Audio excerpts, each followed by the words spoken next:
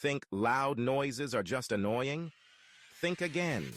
They could be damaging your ears more than you realize. Imagine your eardrum as a delicate balloon in the middle of a rock concert. When sound waves are too strong, they don't just pass through, they hit hard. This can stretch your eardrum, sometimes to the point of breaking. Ouch! It's not just about discomfort. Bursting an eardrum can lead to hearing loss, infections, and sometimes surgeries.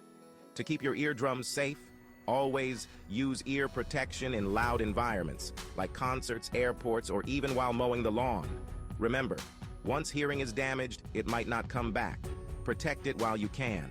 And don't forget to follow for more health tips. Stay safe, stay informed.